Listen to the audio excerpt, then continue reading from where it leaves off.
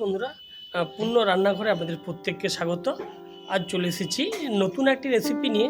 আমরা আজ একটা মুরগি মাংসের রেসিপি আপনাদের করে দেখাবো একেবারে কম তেল মশলায়, মানে একবার সামান্য পরিমাণ তেল আর সামান্য পরিমাণ মশলা।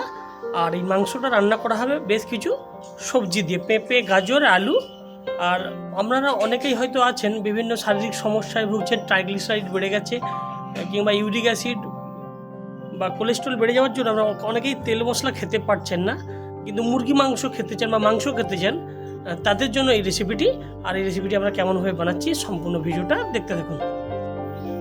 আমরা মুরগি মাংসের পাতলা ঝোল করার জন্য 1 কেজি মুরগির মাংস নিয়ে চলে এসেছি। আর মুরগির মাংসের পিসগুলোকে একটু বড় বড় করে কেটে নিয়েছি 30-35 গ্রাম করে। আর সম্পূর্ণ রান্নাটার জন্য আমরা বেশ কিছু সবজি ব্যবহার করব, সেটা আপনারা দেখতে থাকুন।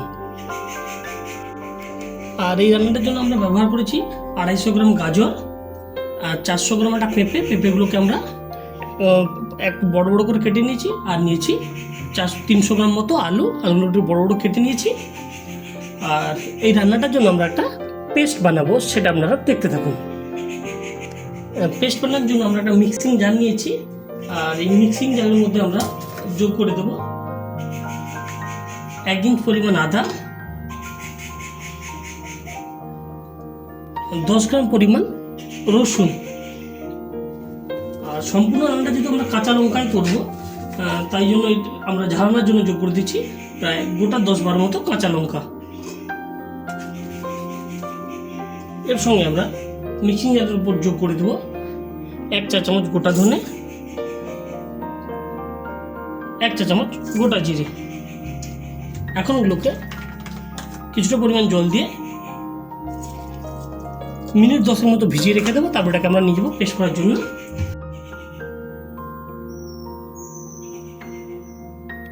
আমরা ওভেনের উপর কড়াই বসিয়ে দিয়েছি, আর কড়াইটাও গরম হয়ে গেছে। এখন এই গরম কড়াইয়ের উপর যোগ করে দেবো মাত্র 1 টেবিল চামচ সরষের তেল।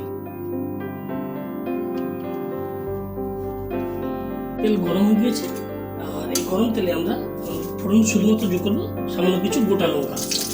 আর এখানে মাত্র আমরা 1 টেবিল চামচ সরষের তেল যোগ করেছি। আর যেহেতু স্বাস্থ্যকর আপনি না, তাই খুব বেশি তেল ব্যবহার করবেন না। এখন এটা কিছু নেড়ে নেব।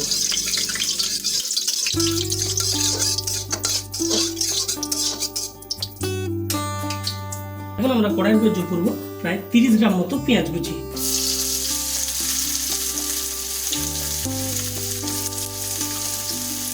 পেঁয়াজ কুচি যোগ করে দিয়েছি। এখন আমরা পেঁয়াজগুলোকে 50% মতো ভাজা করে নেব।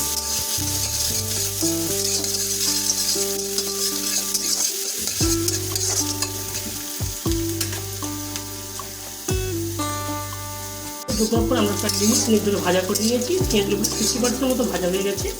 এখন আমরা কড়াইয়ের উপরে যোগ করে দেবো 1 কেজি পরিমাণ মুরগির মাংস। আমরা এখানে ব্রয়লার মুরগি নিয়েছি। আর যদি আপনাদের ইউরিক অ্যাসিড বেশি হয়, সেক্ষেত্রে ব্রয়লার মুরগির মাংসের বুকের মাংসটা অ্যাভয়েড করবেন। একই সঙ্গে আমরা কড়াইয়ের উপরে যোগ করে দেবো প্রায় 2 চা চামচ পরিমাণ লবণ। এর সঙ্গে আমরা কড়াইয়ের উপর যোগ করে দেবো সমস্ত কেটে রাখা সবজিগুলো।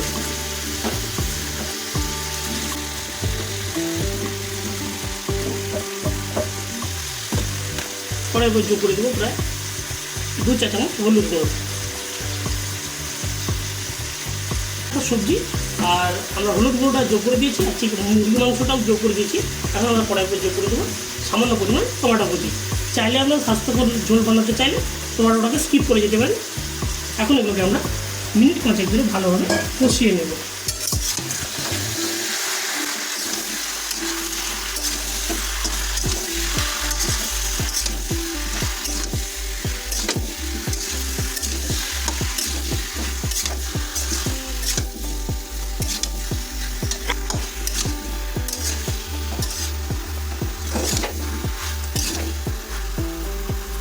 সমস্ত কেটে রাখা সবজি আর মুরগি মাংস যোগ করার পরে আমরা প্রায় মিনিট 3 কষিয়ে নিয়েছি। আমরা এর আগে 2 চা চামচ পরিমাণ লবণ যোগ করেছিলাম। যেহেতু সবজিগুলো যোগ করে দিচ্ছি, তাই আমরা যোগ করছি আরও 1.5 চা চামচ পরিমাণ লবণ। এর সঙ্গে আমরা যে পেস্টটা বানিয়েছিলাম সম্পূর্ণ পেস্টটা কড়াইয়ের উপরে যোগ করে দেবো।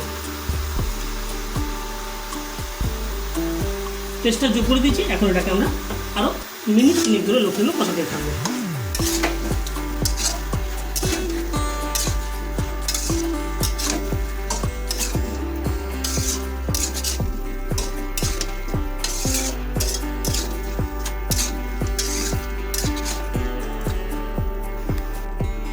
সমস্ত পেস্টটা মশলাটা যোগ করার পর আমরা মিনিট 5 ধরে কষিয়ে নিচ্ছিলাম। এখন আমরা কড়াইয়ের উপর যোগ করবো মিক্সিং জালে দেওয়া কিছুটা পরিমাণ জল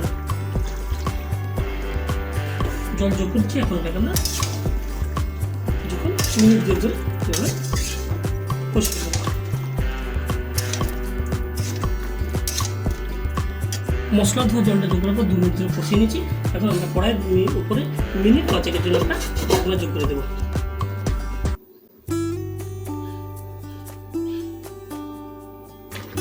5 মিনিট হয়ে গেছে। কড়াইয়ের উপর থেকে আমরা ঢাকনা তুলে নিলাম। আর সবজিটা অনেকটা প্রায় সেদ্ধ হয়ে এসেছে। আর আজকে দেখতে পেলেন যে আজকে রান্নাটার জন্য আমরা খুব অল্প পরিমাণ তেল ব্যবহার করেছি। আস্তে আস্তে করে আমার চ্যানেলে আপনাদের সুস্বাস্থ্যকর বা কম তেল মশলা সমস্ত রেসিপি বা পারফেক্ট জিরো অয়েল কুকিং বা জিরো অয়েল চিকেন আপনারা আস্তে আস্তে করে দেখাবো। আজকে তার প্রথম ধাপ। আর প্রায় ঢাকনাটা দেওয়ার পর 5 মিনিটের প্রায় সবজি আর চিকেনটা অনেকটা সেদ্ধ হয়ে এসেছে। এখন এটাকে আমরা আরও মিনিট 3 জন্য ঢাকনা দিয়ে রেখে দেবো।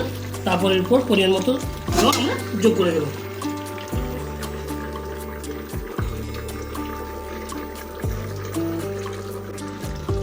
শেষে আমরা অতিরিক্ত ঢাকনা 3 মিনিটের জন্য যোগ করেছিলাম। 3 মিনিট হয়ে গেছে, ঢাকনাটা তুলে নিচ্ছি। এখন আমরা কড়াইয়ের উপর যোগ করবো পরিমাণ মতো জল। আর আমি একটু ঠান্ডা জল যোগ করলাম, আর চাইলে আপনারা গরম জলও যোগ করতে পারেন।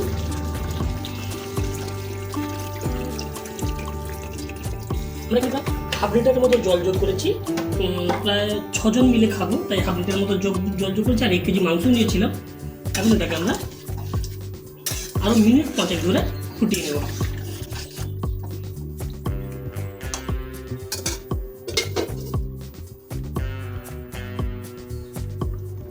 শেষে যে আমরা হাফ লিটারের মতো জল যোগ করেছিলাম, জল যোগ করার পর প্রায় মিনিট 5 ধরে সম্পূর্ণ মাংস আর সবজিগুলোকে সেদ্ধ করে নিয়েছি। আর আমরা একটু কম তেলই ব্যবহার করেছিলাম। আর মাংসটার মধ্যে যেহেতু একটু চর্বি ছিল, একটু তেল বেরিয়েছে। আর আপনারা চাইলে এই চর্বিযুক্ত মাংস অ্যাভয়েড করবেন। এখন আমরা কড়াইয়ের উপর যোগ করবো আরও সামান্য কিছু পরিমাণ লবণ, 1/4 টিএসপি লবণ যোগ করে দিলাম।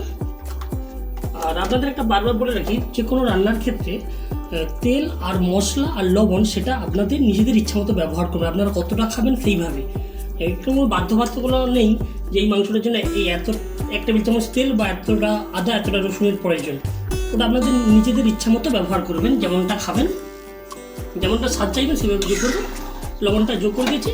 এখন এটাকে আমরা আরও মিনিট 2 ধরে ফুটিয়ে নেব। তারপর ঠান্ডা হলে কড়াই থেকে তুলে অন্য একটা পাত্রে নিয়ে যাব।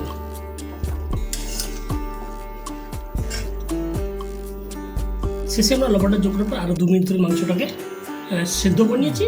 আর আপনারা দেখতে পেলেন কেমনভাবে সেদ্ধ ঝোলটা বানিয়েছি আগে। আর সম্পূর্ণভাবে কম তেল মশলা আমাদের মুরগি মাংসের পাতলা ঝোলটা সবজিতে হয়ে গেছে।